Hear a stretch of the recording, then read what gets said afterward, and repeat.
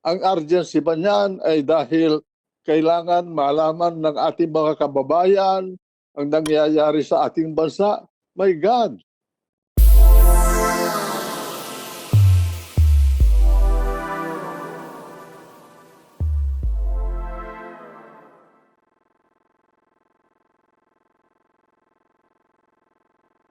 Alam mo, Mr. Committee Chairman, hindi ko maintindihan ano ba ang urgency nung prangkisa na ibibigay sa sa ABS-CBN.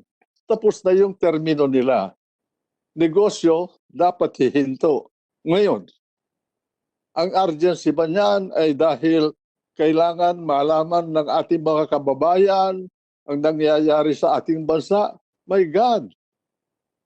The nooks and corners of this republic is rich, not by television but by radio. Our people know what's going on all over the country because of radio. More than ABS, CBN, and GMA7 or PDP or the government station or all the other TV stations. So the question of communication and information is not an issue. The issue here is we must comply with the Constitution. We must comply with the laws. We must follow the rule of law in the country so that wag naman parang linalaro. The franchise of ABS-CBN is a law. And that law describes the privileges, the businesses, the activities, and the powers that the franchisee can exercise. And that law also circumscribes or establishes the limiting date when the privilege can be exercised by the grantee.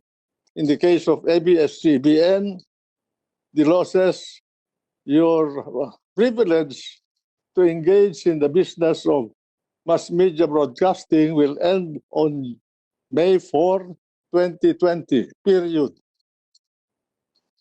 It cannot go beyond that, and everything must stop.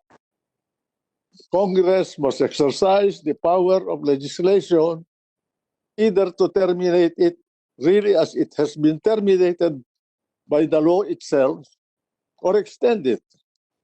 No other power in our government has the right to extend it a minute or a second.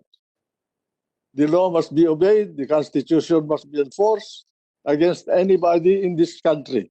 Senator, you mentioned earlier that you have doubts on this provisional franchise. Can you elaborate further on those doubts? There must be a certain degree of permanence of any legislative action. It cannot be ad hoc.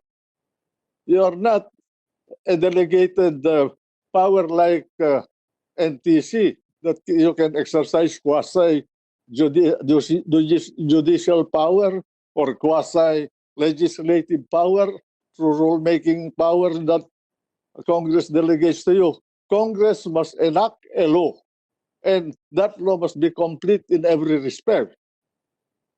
If you can grant, if Congress can grant a temporary franchise, what is the impelling or compelling reason for Congress not to grant a permanent franchise with a reasonable period of 25 years?